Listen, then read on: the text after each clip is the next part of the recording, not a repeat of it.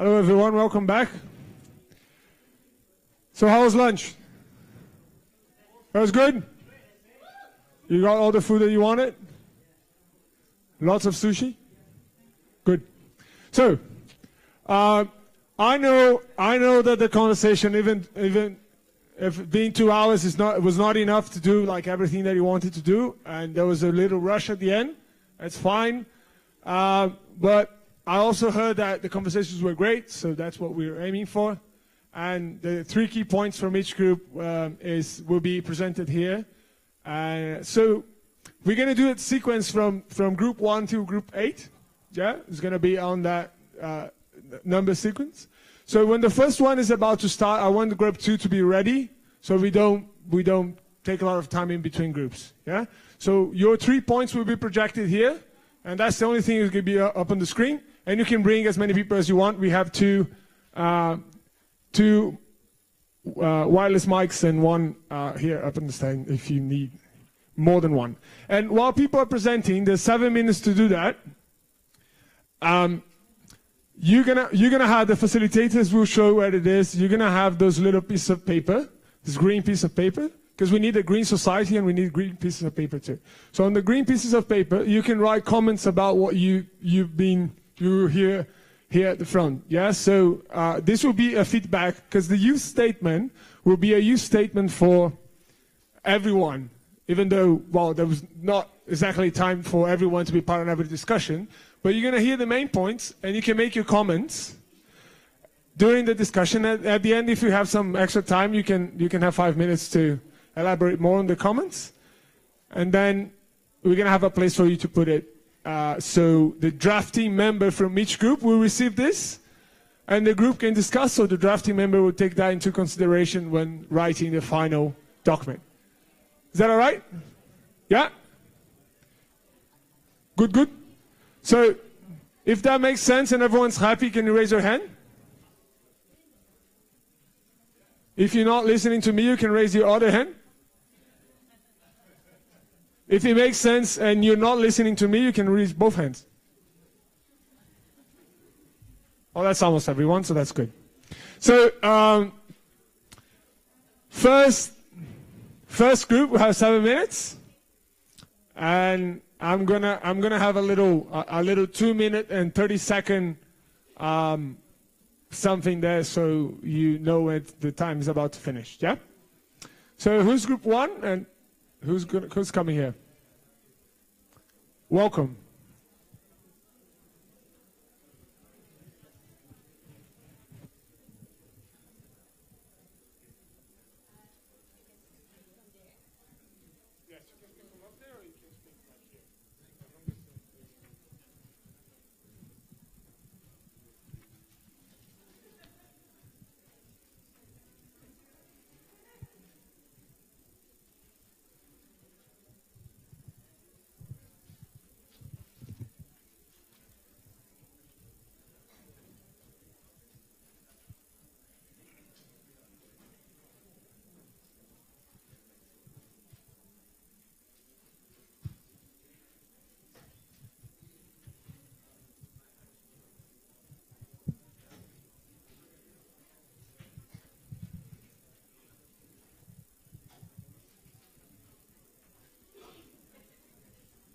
All of you have to predict which one is our first recommendation.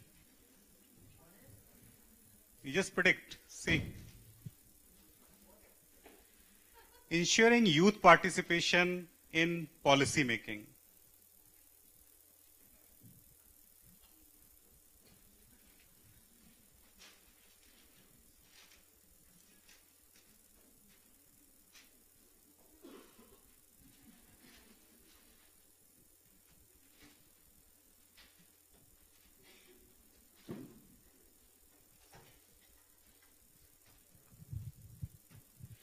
Ensuring participation in policy implementation, critical evaluation, evidence-based monitoring.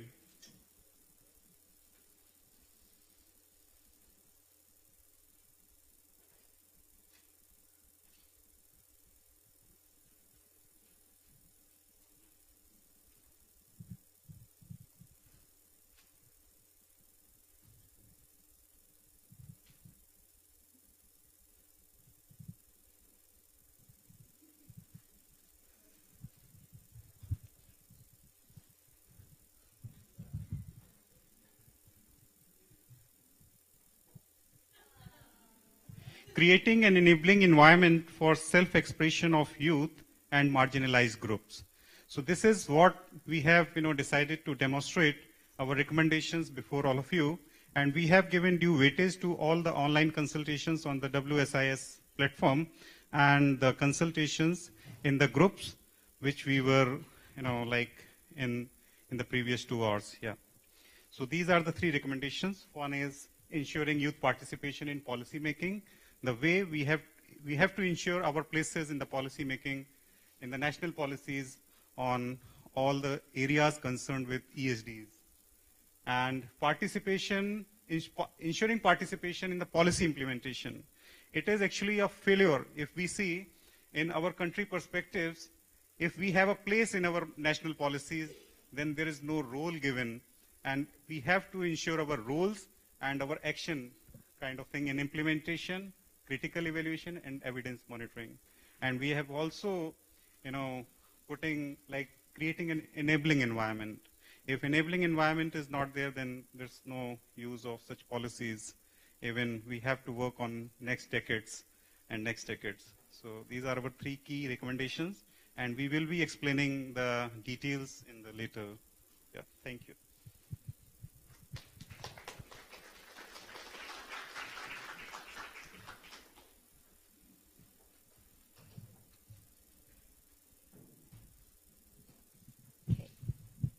So while Augusto is coming back, let's have group 2.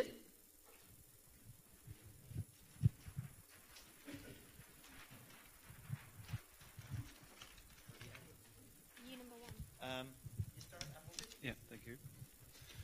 Group 2, whole institutions approach. This is our team here. We used a relatively simple facilitation technique. First, we went through the draft outline that Sibrin and I prepared based on the online discussions, discussed every point to make sure that everybody's on the same page.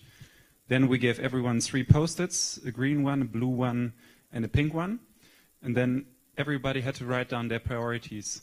So green was priority number 1, priority recommendation 1, recommendation 2, recommendation 3.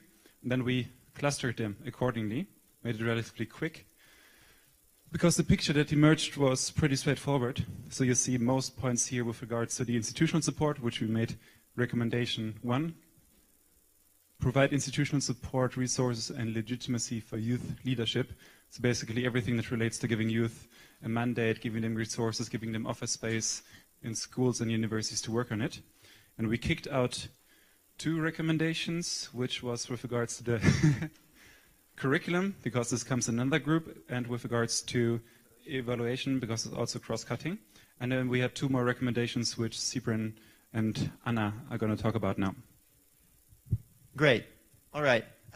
Second recommendation was to create synergies between internal and external ESD initiatives. What do we mean by that? That if you have a whole institution approach, you want to involve everyone. So you want to integrate efforts across departmental and community boundaries. This requires that schools, universities, and colleges create spaces for co-creation, partnership, and learning between pupils, students, and staff. And second, it also means that you cooperate with actors outside the education system to make sure that, what was already said this morning, that we educate for sustainable development instead of make sustainable development part of education. Okay, and then finally we thought about the fact that with educational institutions, and obviously that's in structured education, but also in institutions like NGOs which are doing informal community education, that all the education institutions and communities that are working towards sustainable development need to practice what they're teaching. So it's fine suggesting in the curriculum that the students and their research need to be sustainable, and also that the actions of the people that are being taught need to be sustainable. But if the operations and policies and procurement of these institutions aren't sustainable, then it's hypocritical. So we need to make sure that they're leading by example. Okay, thank you. Thank you.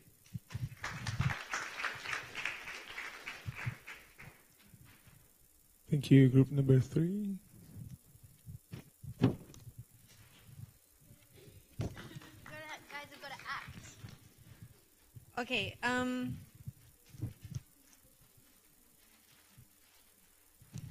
So the first recommendation that we had within this category was shifting from topic-based education to process-based learning, looking at competencies and skills development as opposed to topic-based assessment. And then looking to evaluate these based on locals' perspectives and moving from test-based evaluations to evaluations based on progress. And so within that, which we know is quite long and we're going to cut it down, we're talking about the importance of more participative, active learning. So that was a really common theme that came out. Having the learning framework shift then from what we're looking at where you become experts and specialists based on topics to having youth and the students develop the skills that they need to actually move forward in an information-rich age, but where we need to be maneuvering within that space in a more intelligent way. So the critical thinking skills, the analysis skills, the communication collaborative skills. The second one is fostering the emergence of learning communities that provide safe spaces for the development of sustainability facilitators. So really looking at how we shift from this concept of the traditional educator and trainer into a facilitator that has more of a co-learning environment. So less of someone here and all the rest of you there and into more participative processes again. We had a great phase which was think locally, act globally, and looking at how these learning centers can actually, that the context and the content that's given through the sustainable education is actually really locally, specific locally. So rather than having kind of the content coming from on high, it's the processes, and then the content is driven locally based on the issues, and also pulling in local wisdom and traditions that can help inform those policies. The third one is diversifying support mechanisms to ensure a long-term commitment towards the co-creation of locally sustainable networks. And where we want to go, our intention to go with this is looking at having, instead of a traditional relationship of I'm receiving funds and I'm giving them, and it's a kind of a one-way directive of how that should then be evaluated, looking at mutual and collaborative funding mechanisms, a relationship that says we're going this way together in the same direction, and having evaluation assessment criteria that again are locally defined and contextually appropriate, and emerging relationships that recognize that the work we're doing is unfolding, it hasn't been done before, and therefore we need to have innovative funding mechanisms that also allow us to move forward into that space.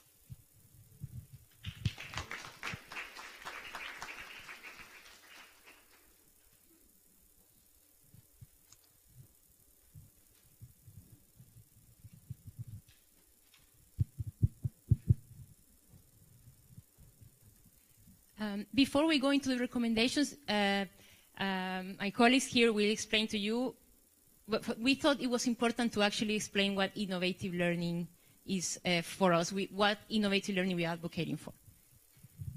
Konnichiwa. So we wanted like a recommendation number 0, but we couldn't put it. So what's our innovative approach is it's based on how to transform traditional knowledge in a more living kind of way of learning. And how we proposed to do this was to direct our efforts, our education towards a model where you learn throughout your heart, throughout your mind, and throughout your hands. So it's like the Triple H approach, hearts, hands, and mind. No, it wasn't mind. That doesn't have a, that was head. You didn't tell me anything. So head, hearts, and hands. So that's how we think all these 3 different ones are meant to approach to this effort. We talked a lot about different examples, from e-learning to gamification to students creating their own education, and we found that the basic thing that we want to achieve, which is what Marcello said, is going from old school education to so going from the transmissive one-way education to collaborative, transformative, co-created education, where you have from one style of teaching, which is just taking in knowledge, to a way of learning that is concerned with the whole person.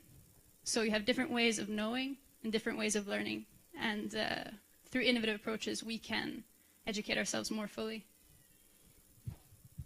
Okay, so after we discussed the different alternative learning programs we are involved with, we found out that some of the challenges, we share them, and all of these innovative ideas that we have been working on have a lot of potential. So our recommendations are basically we need to take them seriously. We need to take this innovative learning seriously, and this is a message to all different actors, from UNESCO, from government, from RCE, from youth groups, from youth leaders. So our recommendations are basically to make this happen and to take them seriously, to slowly mainstream them and be taken into consideration as a new way of learning. So the first one is about opening arenas to capture and share innovative learning approaches from different contexts and actors. And this one is aimed towards international organizations, for example, towards UNESCO, towards governments, towards regional organizations like RCE, to open arenas for actually youth groups or people like Alexander, for example, bring his game into for example, a competition, an online platform, a call for projects that is diverse enough, so it's open for different types of innovative learning, and that also reaches different geographical contexts. So this is not just one call for the whole world. It needs to also embrace this diversity of different learning approaches. So the call is there, and then so also the youth has a role in actually responding to these calls and being encouraged to put forward their ideas and their projects. But these platforms are not just for sharing. They need to be aimed to make these projects happen. The second one is commitment from relevant actors to actually test these selected innovative learning approaches, to implement them and test them, to monitor them, to evaluate them, and take the lessons from these innovative projects. So, for example, Alexander's game gets selected, and then 15 schools are committed to test it for 1 year, and then we get the lessons from it. And then, then we have the third one, which is actually once the game has been refined, we need to make sure that it's accessible to all, and that is slowly mainstream as another way of learning, so people can actually be aware of it, but also be able to implement it and be part of the learning part.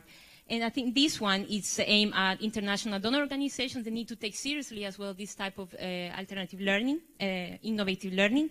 There needs to be a commitment from the government as well to take it seriously and to include it as part of their funding and programs. There needs to be commitment of even community-based organizations that implement it, and then they could share it with other community-based organizations that are sharing the same context and same problematics. So this one is more encompassing commitment at different levels. So yes, I think this is more our ideas. I don't know if you want to add something.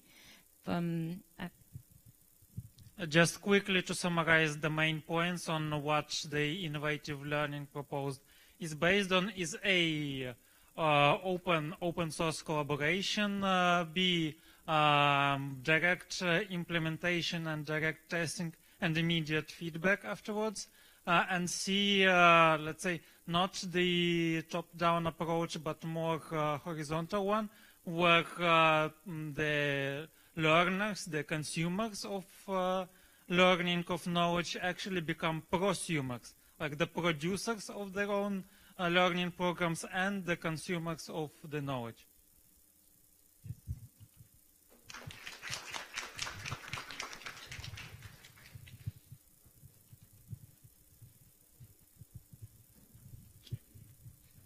Next group. 5, local communities.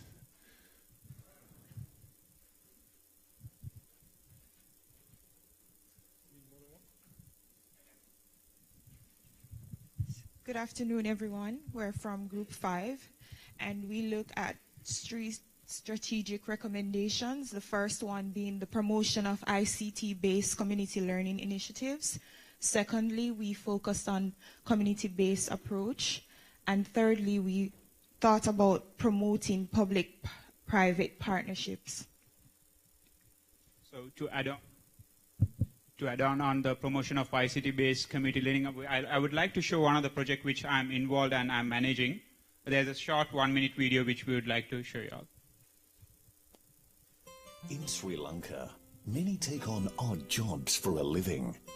Without proper education, better job opportunities are closed, especially to those in rural areas. In collaboration with the Ministry of Education, Dialogue Asiata launches the Digital Bridge. By providing educational programs through satellite television, almost 500,000 rural students gain access to a new world of knowledge.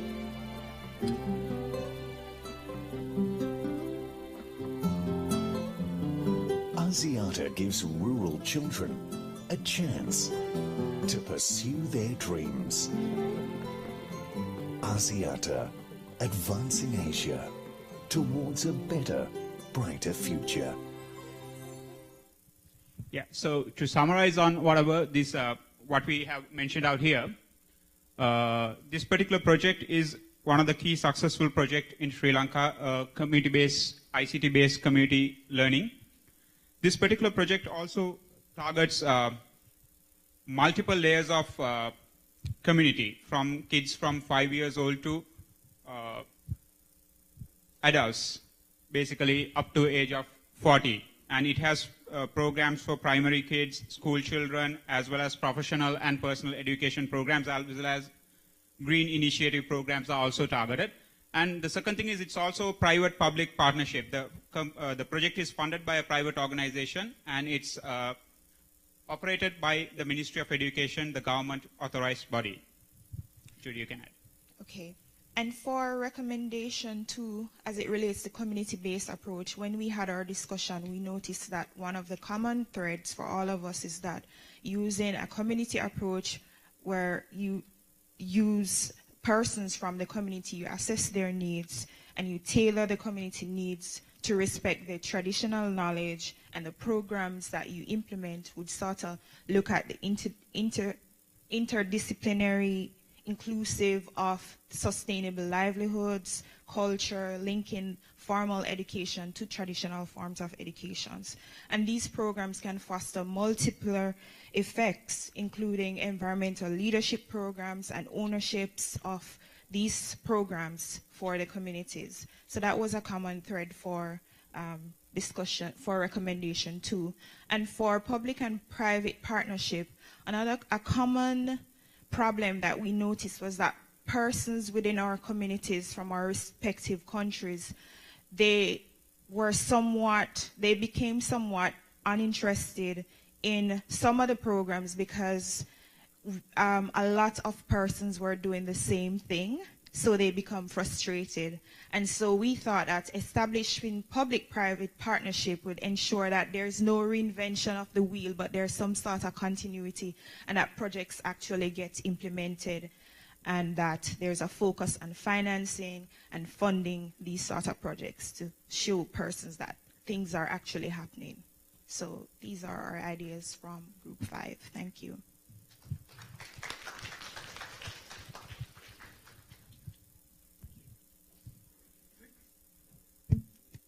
Six. After 5, 6, I guess.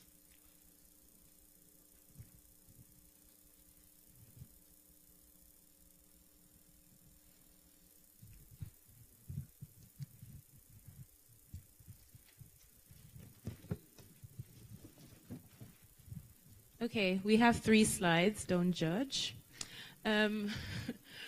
Basically, so the way we did it is the blue stickies signify the things that work, just like in the little homework they gave us. The pink ones signify the challenges, and the greens are kind of like the broad topics, headings. So we had to come up with recommendations for challenges. Our broad topic was challenges to sustainable development, right? So the first recommendation we have is targeted towards development organizations, NGOs, and donors. And our recommendation is that they need to engage local stakeholders in project design, decision-making, implementation, and participatory evaluation from the beginning. And more than just engage them, the local stakeholders need to be at the base of what's being done. It's kind of similar to what Group 5 was saying. And we also discussed how many projects have failed in the past from international organizations because it's been the West or international development organizations imposing their ideas without necessarily taking into account the contextual specificities or the characteristics of different contexts. There is no one size that fits all in sustainable development, and that applies to ESD as well.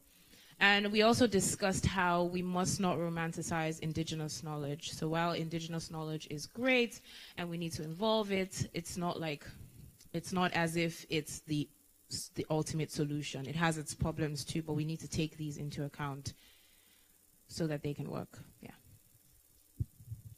Our second recommendation was to the academic community.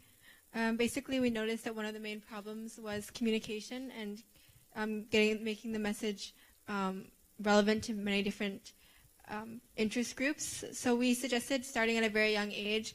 We realized that children are taught a lot of values like responsibility and respect, and we thought that environmental protection could be one of those values. So we want to incorporate experiential and outdoor education models that would help them develop a connection with the natural world, as well as environmental ethics into early childhood education, and then also target other learning styles and academic disciplines when we're talking about climate change, so that's not only within a limited sphere of environmental science, but also could be incorporated into, for example, like engineering, or it could be incorporated into business or the humanities and the arts.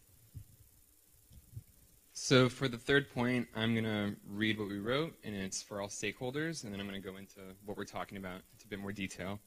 So for all stakeholders, develop adequate impact evaluation frameworks and technological tools that can guide and encourage future resource allocation, as well as long-term sustainability and community resilience. So when we're talking about long-term sustainability, well, we're thinking about a lot of development projects today. They have a 5-year, and if they're lucky, maybe a 10-year focus. And when we're talking about a lot of the design for certain projects, what we have in mind is 30 years, 40 years, 50 years down the line. If we're talking about road rehabilitation or building of bridges, you need to keep in mind climate change events that could happen down the line. We also had in mind practical challenges. So, funding is a big issue. How do you overcome the short-term funding cycles for projects? And what we thought of was developing indicators that can be used for targeted funding down the line. So indicators that can be used once a project is finished and once certain objectives have been met. How can indicators be used for other projects? How can those be shared down the line for future funding? And we wanted to also include language regarding resilience because a lot of communities that are targeted today, on the surface they may be doing well, but when we're talking about resiliency, we're talking about a community's ability to react to certain events. And so if a community is vulnerable right now, they might not be showing those vulnerabilities. So how can you shore up a community's ability to respond to potential hazards down the line? So those were the points we had in mind. Yeah, sure. Okay. There's another important point that we missed. So in terms of local context, another important point we raised was using the local priorities to shape your ESD agenda. So for instance, religion is an important part. Some of our group members were talking about how there are organizations that target religious groups to help them with their message. So if you go to imams, or you go to pastors, or you go to priests, they have a certain reach that you probably don't. And a lot of people consider their religion as like a valid source of information. So if you're going through these media, then it's easier for people to get a better understanding of the message as opposed to what they would have done otherwise.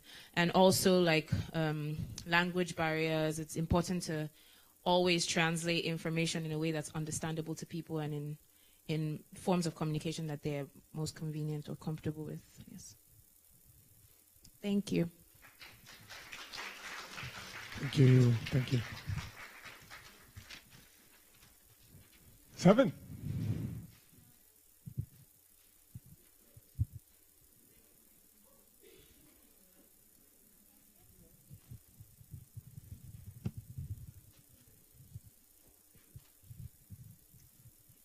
Okay. On behalf of Group 7, Social Entrepreneurship, we're going to present our work. We tackled the issue from to deduce the recommendation that we have from our own experience and from the online discussion that we had, and we divided it into 3 categories. First of all is the stakeholders, then youth, and then government and UNESCO as well.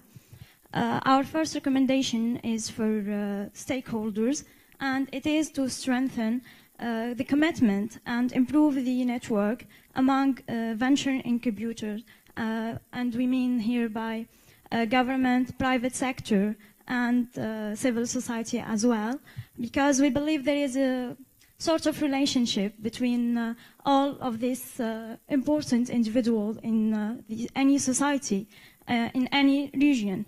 So it is important to have sort of commitment and sort of issue, how should I say it, sort of thinking for a better place and sort of try your hard to find a solution.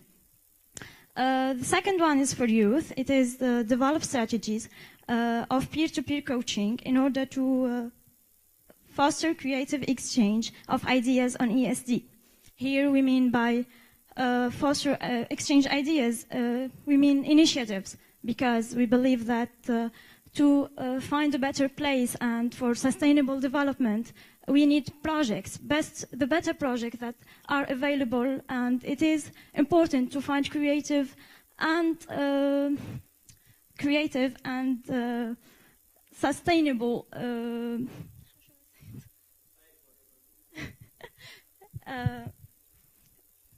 sorry. Let me help her. I think the second one is to say develop strategies for peer-to-peer coaching in order to foster creative exchange of ideas, because there are different types of approach, bottom-up and up-bottom. So in this case, we are more targeting to the youth, and one and the best approach is to make users to learn from each other. So peers talk and share experiences more than learning from the others. That is the basic idea of the second one. And the last one is the group. Yeah? I'm coming to the third one. Besides, just for the sake of membership, countries can become a member to the UNESCO, but our group finally agreed on this one. So there is a need for collaborative effort between UNESCO and member countries in designing policies and conventions that stimulate social entrepreneurship. So when you say here conventions, the countries, besides becoming a member, they need to have a convention. So they will be responsible for that convention. So in such a way, they can stimulate social entrepreneurship. Otherwise, if countries are left only to the stage of membership only without having any policies and thus of conventions, so the success of social entrepreneurship will be limited. Because of that reason, they need to have a convention which is flexible and a dynamic one. When you say flexible, it needs to be adaptable to different countries' contexts, because we have already discussed that the case in Tunisia may be different from the case in USA, in Bahrain, and Ecuador, in Colombia, and other countries, including Ethiopia. So in such a case, it needs to be flexible. And when you say dynamic one, it needs to be changing from time to time. We don't want to have static policies which is not changing for a different context, because the world is changing every minute, every second. Because of this reason, the collaborative efforts and policies need to be flexible enough. Thank you very much.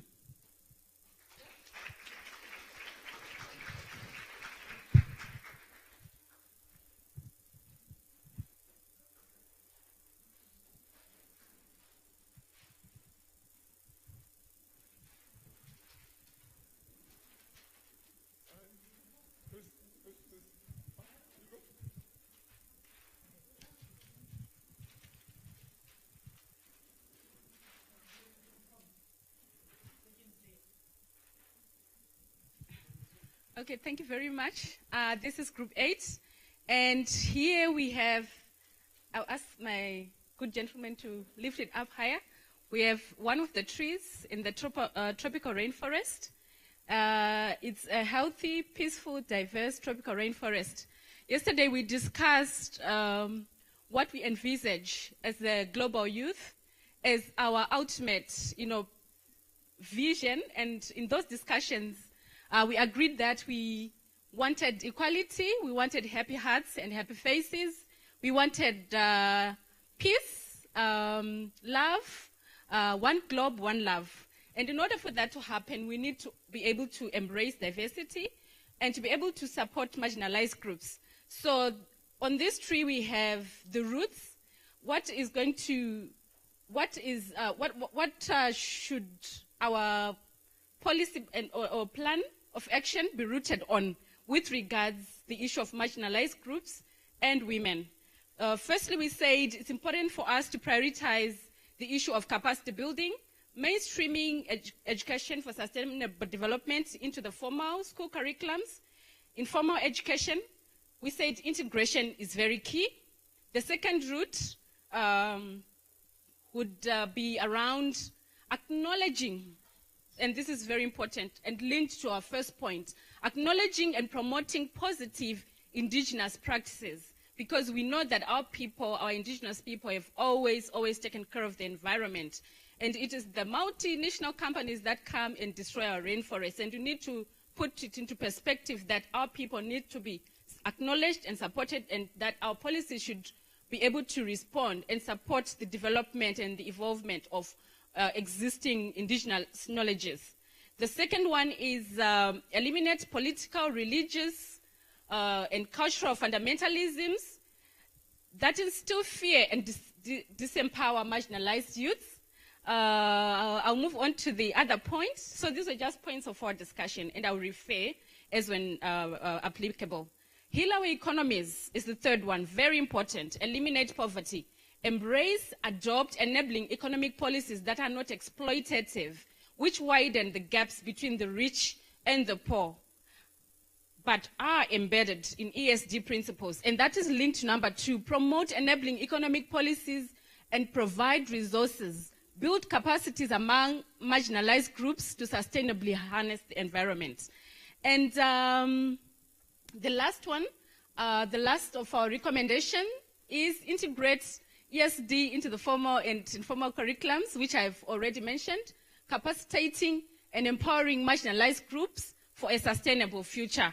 And this tree branch just represents how we are going to achieve that through instituting a joint multi-stakeholder frameworks, coming up with clear implementation plans, moving from paper to practice, putting in place clear M&E systems, but really to draw back your attention to this very important slide, because those are our key recommendations. Thank you very much.